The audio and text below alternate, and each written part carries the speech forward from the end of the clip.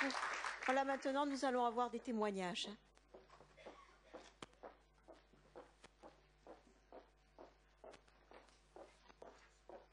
C'est pour vous, monsieur, je pense. Vous êtes monsieur Bernard Moignet. Voilà, bonjour à tous. Je suis un heureux bénéficiaire du BAP.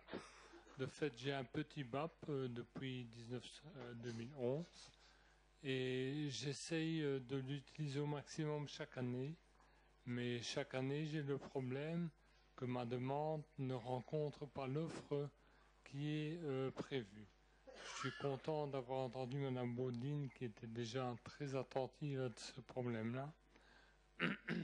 Mais quand on se place au niveau de la personne handicapée, on a une série de besoins qui est différent de l'un à l'autre, mais qui sont difficilement qu'il est difficilement possible de remplir avec les services qui nous sont proposés. Donc finalement, au départ d'une bonne volonté de partir du besoin du patient, de la personne en difficulté, on en arrive à voir uniquement l'offre qui existe et à nous mettre dans des cases qui disent, bon, voilà, nous on peut vous offrir ça, mais ça on ne va pas vous offrir. Je vous donne un exemple. Un jour, j'ai demandé à la responsable du service d'aide familiale qui vient à la maison, est-ce qu'une aide familiale pourrait m'accompagner à voir un concert? Et on m'a dit, on va y réfléchir. Excusez-moi. Et la fois suivante, elle est venue en me disant, j'ai posé la question, j'ai la réponse, je suis impatient. Eh bien, ça dépend du concert, m'entend répondre.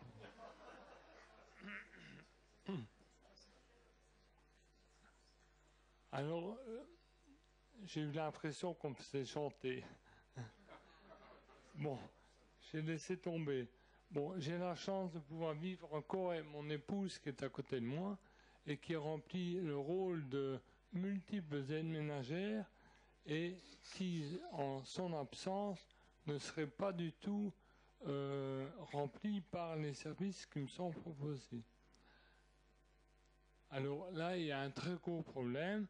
D'abord, pour rendre celle qui m'accompagne tout le temps un peu plus disponible pour sa vie à elle et trouver en même temps les aides efficaces pour ma vie à la maison, puisqu'on ne décide pas d'institutionnaliser pour le moment. Alors une autre question est la suivante, et ce serait plutôt une proposition, et je regarde Mme Baudine. On nous dit, on vous donne un BAP de 7 500 €, c'est le petit BAP. Je suis tout à fait d'accord, moi je suis très content de l'avoir. Mais est-ce qu'il serait possible, en dehors d'un cadre budgétaire, de nous dire, bon, ce BAP, vous y avez droit, on vous le donne. Et vous l'utilisez comme vous voulez, selon vos besoins. Si vous avez envie d'aller voir votre famille au Luxembourg, d'aller avec quelqu'un qui vous conduise, vous pouvez devoir le payer. Est-ce que je pourrais à ce moment-là utiliser mon BAP comme moi je l'entends, et pas dans le cadre de services qui me proposent ci ou là, en me disant ça on peut faire, ça on ne peut pas faire, le règlement prévoit ci, prévoit là, mais mon besoin il est le même, il est d'aller voir ma famille. Donc avec mon BAP que moi je puisse gérer, je pourrais le faire. Mais je me rends compte que tout le monde n'est peut-être pas capable de gérer son BAP lui-même, mais moi je veux bien me soustraire à une évaluation de la WIP qui dirait vous êtes capable ou vous n'êtes pas capable. Et dans ce cas-là, je serais heureux de recevoir mon BAP. Voilà, c'est un peu mon expérience. Je cède la parole à quelqu'un d'autre. Je vous remercie. Merci, merci beaucoup. Voilà, maintenant c'est Blandine Even qui va témoigner. Bonjour à tous. Donc moi je m'appelle Blandine, j'ai 23 ans, je suis étudiante et je ne suis pas bénéficiaire du BAP. Je suis tout simplement pas dans les conditions pour en bénéficier, donc je ne suis même pas sur la liste d'attente. Et c'est vrai que si j'avais eu un BAP, je ne me serais par exemple pas retrouvée 10 minutes coincée à côté de la porte de l'ascenseur, là ici en revenant des toilettes, parce qu'il faut savoir que pour accéder à l'ascenseur, il y a une porte très lourde, et quand on est de l'autre côté, c'est impossible de l'ouvrir tout seul. Voilà. Donc je ne sais pas s'il y a des gens ici dans la salle qui s'occupent de l'accessibilité des lieux, mais de ce côté-là, il y a déjà des choses à améliorer. Donc comme je l'ai dit, je suis étudiante. Je suis en fauteuil depuis que j'ai 20 ans seulement, donc c'est assez récent en fait. Et à l'époque, j'étais étudiante à Bruxelles et j'ai été obligée de partir en France pour poursuivre mes études parce que l'accessibilité de la Belgique en général ne me permettait pas de poursuivre mes études dans mon pays. Donc mon école n'était pas vraiment accessible. C'était pas non plus possible d'avoir un logement étudiant adapté. Les transports en commun, de nouveau, c'est pas accessible du tout. Donc j'étais obligée de prendre un taxi. Du coup, cette année, je fais mes études à l'université de Lille 3 en France. Et là-bas, alors que je suis étrangère, j'ai droit à un logement étudiant complètement adapté. J'ai droit à divers aménagements pour mes études, comme par exemple un ordinateur ou une personne pour m'aider à prendre notes ou des choses de ce genre-là. Et au niveau de l'accessibilité, en fait, je ne suis plus une personne à mobilité réduite puisque je peux me déplacer comme n'importe quelle personne valide. Je peux prendre le bus, je peux me déplacer dans toute l'université. Donc voilà, quand on parle de mobilité réduite, c'est quelque chose qui est très relatif. En fait, le handicap, c'est pas quelque chose d'inhérent à la personne, c'est l'environnement qui le crée. Parce que moi, je suis handicapée, mais s'il n'y a pas d'escalier, je ne suis pas handicapée. Enfin bref. Voilà, et donc ce que je voulais dire aussi, c'est que ici en Belgique, je pense qu'il doit y avoir très très peu de personnes handicapées qui font des études supérieures. Tout à l'heure, on a parlé de l'enseignement obligatoire et puis de l'âge adulte avec il y a l'enseignement supérieur et ça, il n'y a pas encore énormément de choses qui sont prévues de ce côté-là. Alors qu'en France, il y a énormément de personnes handicapées qui font des études. Dans mon université, il y a plusieurs dizaines de personnes lourdement handicapées. Je connais un étudiant qui est dépendant 24 heures sur 24. Il ne sait pas boire tout seul, il ne sait même pas ouvrir un paquet de chips tout seul ou écrire tout seul. Et pourtant, il fait un doctorat. Donc, son cerveau va très bien, le reste, ça ne fonctionne pas, mais voilà. Et je pense souvent à lui en me disant que s'il était né en Belgique, aujourd'hui, il serait probablement dans une institution en train de faire du coloriage. Ce qui est vraiment regrettable. Voilà.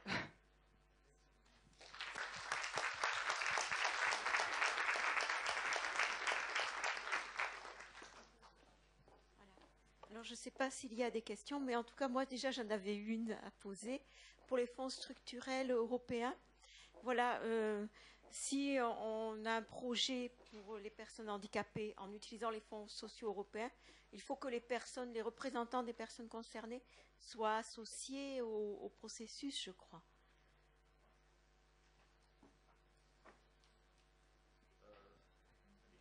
Je réponds peut-être ici. Disons que nous avons, à la base, nous avons une demande de partenariat qui est très forte. Donc, je considère que tout ça, ça soit tout à fait normal. Hein. Donc, quand nous avons un projet qui est présenté, après ça dépend qui présente le projet, mais que ça soit fait aussi en consultation avec les personnes handicapées. Après, les formes de proposition de projet peuvent être tout à fait différentes. Il y a parfois des partenariats avec des associations, mais la consultation, c'est quelque chose, c'est une demande de base, je veux dire. Oui, d'accord, merci. Voilà. Quelqu'un a une question? Voilà. Juste des réponses, puisque j'ai été interpellée. Alors, monsieur, je suis d'accord avec vous. Mais bon, c'est probablement que l'administration a tendance à refaire des règles, même quand elles ne sont pas nécessaires. J'ai déjà dit 100 fois à mes collaborateurs que si la personne handicapée avait envie de manger une fois du caviar et des tartines le restant du mois, c'est son problème. Mais bon, on a tendance à remettre des règles. Donc je reparlerai de la nécessité de laisser à la personne le choix d'utilisation de son BAP. Je pense que c'est un peu une volonté, enfin, ou une crainte peut-être paternaliste, de voir le BAP utilisé en début de mois et pas d'avoir assez d'argent pour la fin de mois, mais ce n'est pas justifié. Donc là, je vous donne raison et je retransmettrai. Par contre, par rapport à la jeune fille qui parlait des étudiants, autant je pense que nous avons un souci, parce que nous avons pensé l'enseignement secondaire pour la personne handicapée, dans l'enseignement spécialisé, et nous avons trop peu mis le focus sur l'enseignement ordinaire pour les jeunes qui font des études, qui font des humanités. Donc là, on a un problème d'accessibilité dans les écoles et peut-être aussi un problème d'accompagnement. Donc on a des ASBL qui aident des enfants malentendants, des enfants sourds, mais c'est quand même toujours un peu la galère pour eux puisque ce sont des systèmes qui s'auto-alimentent. Par contre, dans l'enseignement universitaire, et c'est ce qui m'a toujours frappé, nous avons des services d'accompagnement. Si on prend Louvain-la-Neuve, qui est une ville accessible, qui a certainement ses défauts comme on peut en trouver partout, on a des services d'accompagnement et on a des étudiants qui sont très lourdement handicapés, qui sont en chaise, qui font leurs études. Je pense d'ailleurs que Vincent Fries, qui est là, a fait ses études à Louvain-la-Neuve il y a quelques années déjà, puisqu'il a plus ou moins mon âge. Ça veut dire qu'on est jeune, hein, Vincent. Et donc, je pense quand même qu'il faut relativiser, on a un service d'accompagnement pour les étudiants handicapés sur l'université de Liège, on en a à Mons et on en a à Louvain-la-Neuve. Donc, pardon? Et Bruxelles probablement aussi, mais comme ce n'est pas à la WIP, et voilà, Bruxelles aussi. Donc, probablement qu'ils sont trop peu connus et c'est aussi un problème qu'on rencontre souvent. Il y a des services qui existent et on ne les connaît pas.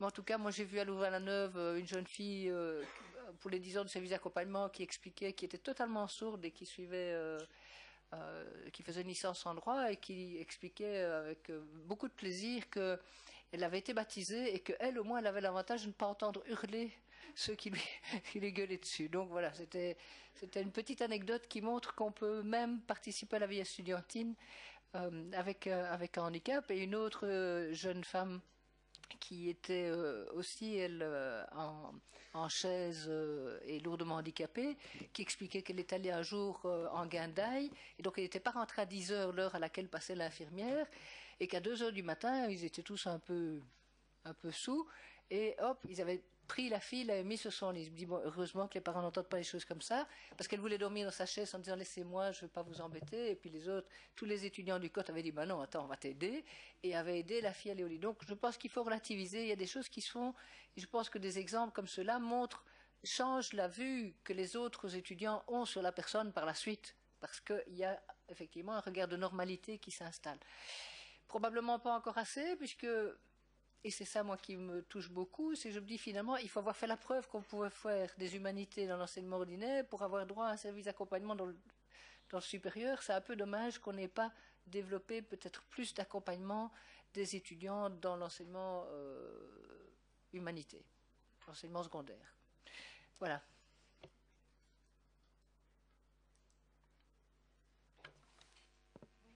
Juste pour continuer un petit peu sur cette idée, hein, puisque je travaille évidemment tant à Liège qu'à Bruxelles au niveau des services d'accompagnement, et on fonctionne d'ailleurs dans ce qu'on appelle l'INTERSAP, donc l'ensemble des services. Alors ça a démarré depuis longtemps dans les universités, alors rien de parfait, et on bricole beaucoup de choses fatalement.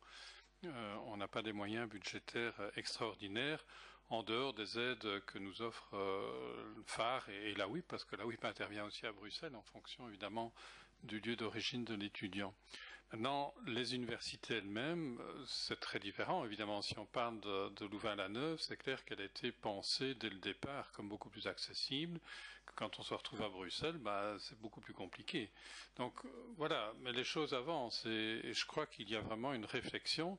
Maintenant, ce n'est pas vrai pour les hautes écoles qui, elles, sont, je vais le dire simplement, à la traîne, mais qui se rendent compte maintenant qu'elles doivent évidemment avancer. Et donc elles sont très demandeuses d'ailleurs, mais clairement, à part peut-être dans la province du Hainaut où là il y a quand même un gros travail, mais les autres hautes écoles, voilà, elles ne sont pas encore vraiment avec une aide possible. Ceci étant, je me demandais, et je demande alors à Madame Bodine, est-ce que dans ce cas-ci, un BAP aurait permis effectivement de pouvoir négocier autrement l'accessibilité dans une université? J'en suis pas persuadé, mais non. Non, parce que pour le moment, comme on n'a pas encore suffisamment de budget pour tout le monde, on a quelque chose, c'est un peu contradictoire, mais les gens qui ont une activité de jour ne sont pas pris en charge dans le cadre du BAP. Donc ici, c'est une aberration. On a des services d'accompagnement à l'université qui sont subventionnés par nous pour aider les personnes, mais on n'a pas de budget individuel pour les étudiants. C'est des choses qui devront évoluer, mais il faudrait un petit peu plus de budget BAP pour pouvoir le faire probablement. Et je pense quand même que la vente de services d'accompagnement ne seront peut-être pas parfaits. Vous les connaissez mieux que moi. Ce que j'en ai vu me semblait quand même intéressant parce qu'ils partent vraiment de la personne pour trouver les services adéquats. Ils vont éventuellement avoir les services universitaires adéquats pour qu'on puisse trouver une solution. Donc, c'est parfois la difficulté de trouver une infirmière pour le soir, mais apparemment, ça ne pose pas de gros problèmes pour ceux qui en ont besoin. Voilà, la jeune dame en bleu voulait parler là. J'ai une jeune dame en bleu ici qui voulait parler. Bonjour, c'est pour Madame Bodine. Vous dites qu'il y a des services d'accompagnement pour faire ses études. Ça, je suis d'accord. Mais quand ce n'est plus le service d'accompagnement qui pose problème, mais le budget, qu'on n'a pas les moyens par soi-même de le payer, et quand on nous octroie qu'une certaine somme et qu'on doit sortir l'autre somme rien qu'avec un revenu minimum d'intégration, on fait comment à ce moment-là?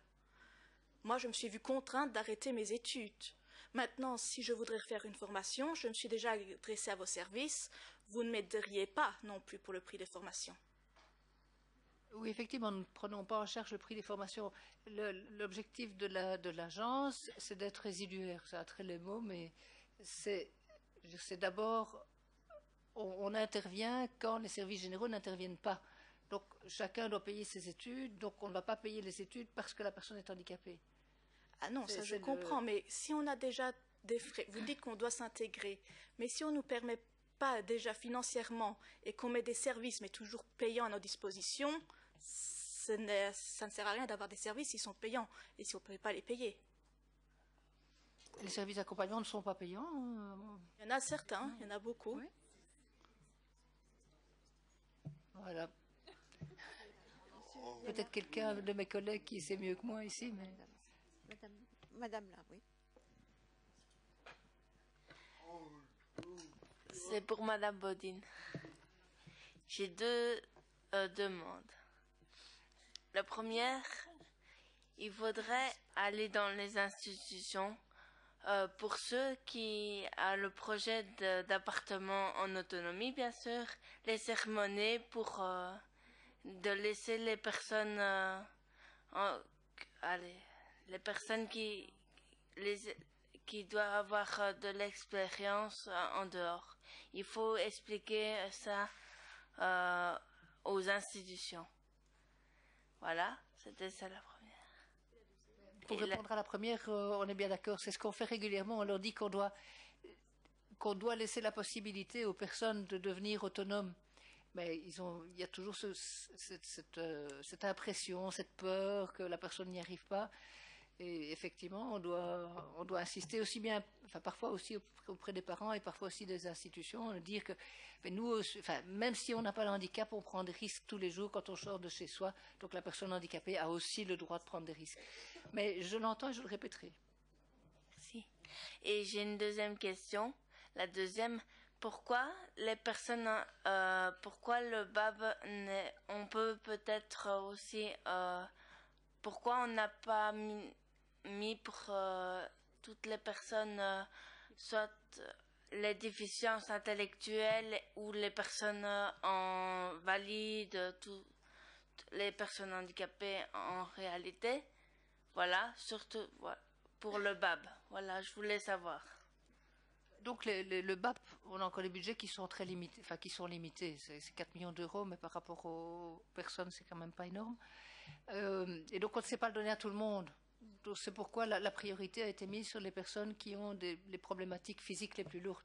Mais même comme ça, il y a des personnes qui sont physiquement très lourdement handicapées, qui auraient vraiment besoin du BAP pour les services, qui ne l'ont pas pour l'instant. On a plus de 200 personnes qui sont en attente. Donc on n'en est pas encore au stade à dire on peut donner à tout le monde un BAP. Ça, je pense que budgétairement, c'est pas encore à l'ordre du jour. Merci. Jan Herjap, Nations Unies, je m'excuse de prendre encore une fois la parole et je sais qu'on a beaucoup de questions de votre part vers Madame Bodine, mais je voudrais quand même profiter aussi de la présence de M. Canciani de la Commission européenne pour demander une question. En effet, quand vous avez expliqué le cadre juridique, c'est à ce moment-là où on n'a pas eu le PowerPoint pour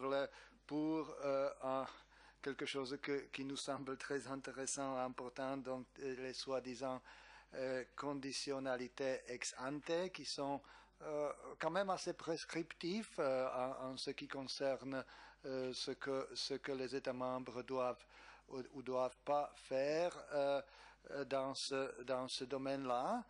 Et ça a donné un peu de... votre présentation a donné un peu d'impression que les choix des États membres sont assez libres dans ce contexte. Et il me semble que nous sommes tous d'accord ici. On a d'ailleurs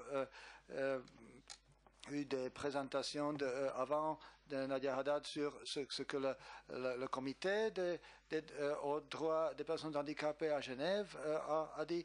Nous sommes d'accord que la Wallonie, peut-être la Belgique tout entière, a un grand problème, un grand manque de services qui permettront aux gens de vivre une vie autonome dans la communauté.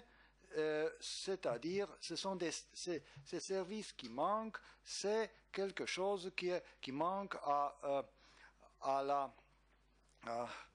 la mise en œuvre, dans la mise en œuvre d'un article clé de la Convention, c'est-à-dire article 19 pour la vie autonome. Donc, je me pose la question si, dans les négociations entre la Commission et la Wallonie, cette question a été abordée, parce que cette question paraît assez visible dans le cadre réglementaire, dans la Convention. On connaît que c'est un problème parce que c'est le vrai manque de ces services, mais on voit que l'État membre, ou dans ce cas la Wallonie, n'a choisi que de focaliser que sur l'emploi et pas et que la possible utilisation des fonds sociaux européens pour développer ce type de services qui permettront la vie autonome semble ne pas être abordé. Donc, je ne sais pas si c'est un résultat d'un choix politique, d'un débat ou que c'est peut-être pas été vu comme une priorité d'un côté ou de l'autre. Donc, voilà ma question. C'est une question compliquée. Bon, avant tout, en ce qui concerne les slides, je crois qu'on va vous les laisser. Hein? Donc, ils sont déjà dans l'ordinateur, donc j'espère qu'elles vont être distribuées à tout le monde. Donc il y a ces éléments-là, vous pouvez les trouver. Aussi, il y a un dernier slide, comme je dis, tous les sites internet aussi de l'agence wallonne pour la mise en œuvre. Donc tout ça, c'est important. Après, la question des conditionnalités ex ante. Donc sur les conditionnalités ex ante, bon, avant tout, il faut expliquer un peu peut-être ce que c'est. Disons, dans la mise en œuvre des fonds structurels, disons, l'Union européenne dit qu'il faut que certaines conditions qui sont nécessaires pour avoir une mise en œuvre correcte des fonds structurels soient remplies avant qu'on puisse se mettre d'accord sur un programme. Donc nous avions notamment une conditionnalité ex ante générale qui se référait, disons, en matière d'handicap, à la capacité notamment de la région ou de l'État de mettre en œuvre les services. Disons, nous, dans nos discussions avec la Wallonie, on a trouvé que, disons, la capacité administrative était là. Donc, on n'avait pas, disons, un souci au niveau du respect de la conditionnalité ex ante. Si on avait eu un souci de ce côté-là, on aurait probablement orienté nos programmes d'une façon différente. Après, orientation emploi, il est vrai, j'accepte, dans la mesure où, disons, nous croyons que bon, le Fonds social a évidemment un volet inclusion sociale, mais pour moi, l'emploi reste, disons, le véhicule premier. Donc je crois que dans nos négociations, on a essayé de travailler surtout, pas exclusivement, mais surtout sur le volet insertion par l'emploi. Après, il est vrai, disons que dans le programme Wallonie, on va au-delà de ça. On a la formation, j'en parlais avant. On a aussi toute la partie inclusion sociale et aussi lutte contre la discrimination. Et je crois que nous avons fait un choix aussi de mainstreaming. Donc si vous regardez les programmes, vous voyez qu'en tout cas, partout, dans nos groupes cibles, bon, on parle évidemment insertion par l'emploi, on parle de chômeurs et tout ça, mais dans tous ces groupes-là, on essaye de se cibler dans les personnes les plus en difficulté. Et parmi les personnes les plus en difficulté, vous trouvez que les personnes handicapées sont toujours mentionnées. Donc on a eu, je dirais, oui, c'est vrai, j'accepte une approche d'insertion par l'emploi, mais pas exclusivement, mais on a fait un travail de mainstreaming. Et comme je le disais avant, pour moi, ce qui est très important après dans la mise en œuvre, c'est de dire, OK, il faut que les partenariats soient attentifs. Et les moyens sont là, disons, au niveau du comité de suivi, au niveau, donc il y a la possibilité, disons, d'influer sur les choix qui sont faits, après sur les mécanismes de sélection des projets. Et c'est là où, pour moi, la partie se joue. Donc c'est un peu ça la réponse que je peux apporter à ce que vous avez dit, mais le ciblage personnes handicapées est très bien présent dans le programme.